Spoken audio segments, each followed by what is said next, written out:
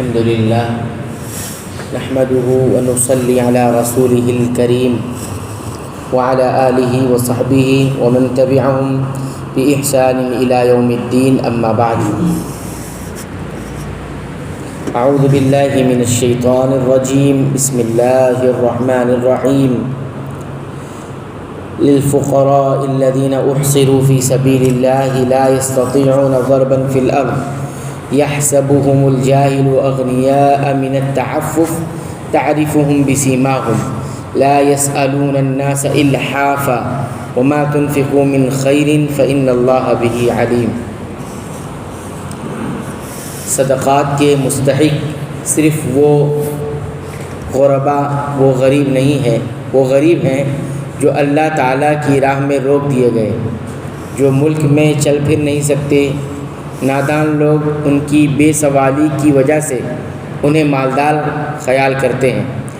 آپ ان کے چہرے دیکھ کر قیافہ سے انہیں پہچان لیں گے، وہ لوگوں سے چمٹ کر سوال نہیں کرتے۔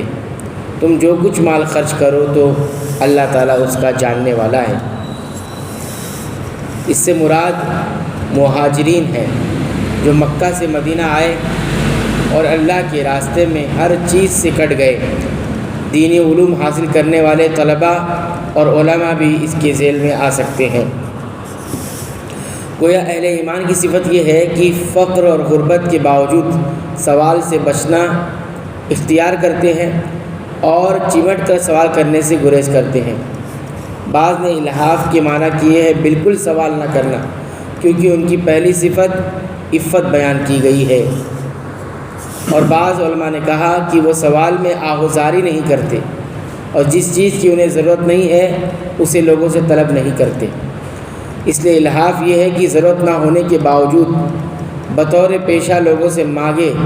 اس لیے پیشہ ور گداگروں کے بجائے مہاجرین، دین کے طلباء اور سفید پوش ضرورت مندوں کا پتہ لگا کر ان کی امداد کرنی چاہیے، جو سوال کرنے سے، مانگنے سے گریز کرتے ہیں، بچتے ہیں، کیونکہ دوسروں کے سامنے ہاتھ پھیلانا انسان کی عزت نفس اور خودداری کے خلاف ہے۔ اور صحیح بخاری، صحیح مسلم کی روایت میں ہے کہ ہمیشہ لوگوں سے سوال کرنے والے یعنی مانگنے والوں کے چہرے پر قیامت کے دن گوشت نہیں ہوگا۔ الذين ينفقون أموالهم بالليل والنهار سرا وعلانية فلهم أجرهم عند ربهم ولا خوف عليهم ولا هم يحزنون۔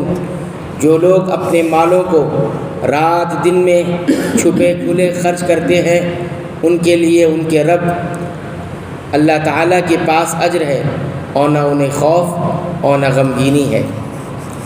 الذين يأكلون الربا لا يقومون إلا كما يقوم الذي يتخبطه الشيطان من المس ذلك بأنهم قالوا إنما البيع مثل الربا وأحل الله البيع وحرم الربا فمن جاءه موعظة من ربه فانتهى فله ما سلف وأمره إلى الله ومن عاد فأولئك أصحاب النار هم فيها خالدون۔ سود خور نہ کھڑے ہوں گے مگر اسی طرح جس طرح وہ کھڑا ہوتا ہے جسے شیطان چھو کر خبتی بنا دے۔ یہ اس لیے کہ یہ کہا کرتے تھے کہ تجارت بھی تو سود ہی کی طرح ہے، حالانکہ اللہ تعالیٰ نے تجارت کو حلال کیا اور سود کو حرام۔ جو شخص اللہ تعالیٰ کی نصیحت سن کر رک گیا اس کے لیے وہ ہے جو گزرا اور اس کا معاملہ اللہ تعالیٰ کی طرف ہے، اور جو پھر دوبارہ حرام کی طرف لوٹا وہ جہنمی ہے۔ ایسے لوگ ہمیشہ ہی اس میں رہیں گے۔ ربا کے لغوی معنی زیادتی اور اضافے کے ہیں، اور شریعت میں اس کا اطلاق ربا الفضل اور ربا النسیہ پر ہوتا ہے۔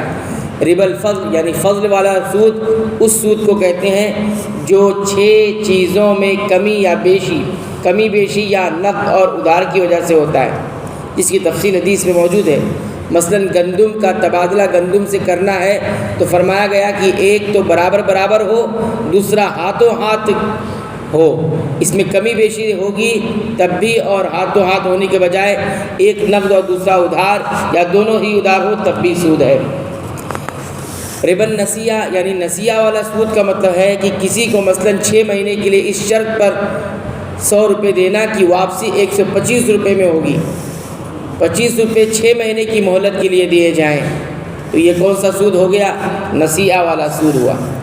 حضرت علی رضی اللہ تعالیٰ عنہ کی طرف سے منسوب قول میں اسے اس طرح بیان کیا گیا ہے کہ کل قرض جر منفعۃ فہو ربا، قرض پر لیا گیا نفع سود ہے، یعنی قرض جب بھی کوئی لے اور اس پر جب بھی نفع لے گا وہ سود کہلائے گا۔ یہ قرضہ ذاتی ضرورت کے لیے لیا گیا ہو یا کاروبار کے لیے، دونوں قسم کے قرضوں پر سود حرام ہے، اور زمانے جاہلیت میں بھی دونوں قسم کے قرضوں کا رواج تھا۔ شریعت نے بغیر کسی قسم کی تفریق کے دونوں کو مطلق حرام قرار دیا ہے۔ اس لیے بعض لوگوں کا یہ کہنا کہ تجارتی قرضہ جو عام طور پر بینک سے لیا جاتا ہے اس پر اضافہ سود نہیں ہے، اس لیے کہ قرض لینے والا اس سے فائدہ اٹھاتا ہے، جس کا کچھ حصہ وہ بینک کو یا قرض دینے والے کو لوٹا دیتا ہے، تو اس میں قباحت کیا ہے؟ یہ کہتے ہیں لوگ، اس کی قباحت ان متجددین کو نظر نہیں آتی جو اس کو جائز قرار دیتے ہیں، ورنہ اللہ تعالیٰ کی نظر میں اس میں بڑی قباحتیں اور خرابیاں ہیں۔ مثلا قرض لے کر کاروبار کرنے والے کا منافع تو یقینی نہیں ہے، بلکہ منافع تو دور کی بات، اصل رقم کی حفاظت کی بھی ضمانت نہیں ہوتی۔ بعض دفعہ کاروبار میں ساری رقم ہی ڈوب جاتی ہے، جبکہ اس کے برعکس قرض دینے والا چاہے وہ بینک ہو یا کوئی ساہوکار ہو، اس کا منافع متعین ہے جس کی ادائیگی ہر صورت میں لازمی ہے۔ یہ ظلم کی ایک واضح صورت ہے جسے شریعت اسلامیہ کس طرح جائز قرار دے سکتی ہے۔ اس کے علاوہ شریعت تو اہل ایمان کو معاشرے کی ضرورت مندوں پر بغیر کسی دنیاوی غرض اور فائدے کے خرچ کرنے کی ترغیب دیتی ہے، جس سے معاشرے میں اخوت، بھائی چارہ، ہمدردی، تعاون، شفقت، محبت کے جذبات آگے بڑھتے ہیں۔ اس کے برعکس سودی نظام سے سنگ دلی، خود غرضی کو بڑھاوا ملتا ہے۔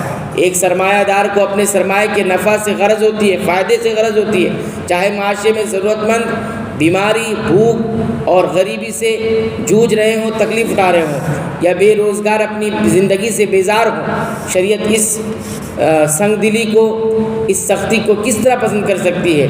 اس کے علاوہ اور بہت سے نقصانات ہیں، یہاں تفصیل کی گنجائش نہیں۔ بہرحال سود مطلق حرام ہے، چاہے ذاتی ضرورت کے لیے لیے گئے ہوں یا قرضے کے سود ہوں یا تجارتی قرضے کے سود ہوں، سارے سود حرام ہے۔ سود خور کی یہ کیفیت قبر سے اٹھتے وقت یا میدان محشر میں ہوگی کہ وہ بالکل خپتی ہو کر اٹھے گا۔ حالانکہ تجارت میں تو نقد رقم اور کسی چیز کا آپس میں تبادلہ ہوتا ہے، دوسرے اس میں نفع نقصان کا امکان رہتا ہے، جبکہ سود دونوں چیزیں نہیں ہیں۔ اس کے علاوہ بیع کو یعنی خرید و فروخت کو اللہ نے حلال اور سود کو حرام قرار دیا ہے، پھر یہ دونوں ایک کیسے ہو سکتے ہیں؟ قبول ایمان یا توبہ کے بعد پچھلے سود پر گرفت نہیں ہوگی، وہ توبہ پر ثابت قدم رہتا ہے یا برے عمل اور فسادات کی وجہ سے اسے حالات کے رحم و کرم پر چھوڑ دیتا ہے، اس لیے اس کے بعد دوبارہ سود لینے والے کے لیے سزا کی دھمکی دی گئی۔ اللہ تعالیٰ سے دعا ہے رب العالمین تمہیں تمام قسم کے سود سے محفوظ رکھے، حلال کمائی پر اکتفا کرنے کی توفیق عطا فرما، قناعت کی زندگی عطا فرما۔ اے اللہ تو ہمیں بخش دے، ہمارے والدین کو بخش دے، تمام مسلمانوں، مومنوں، اہل توحید کی مغفرت فرما، آمین۔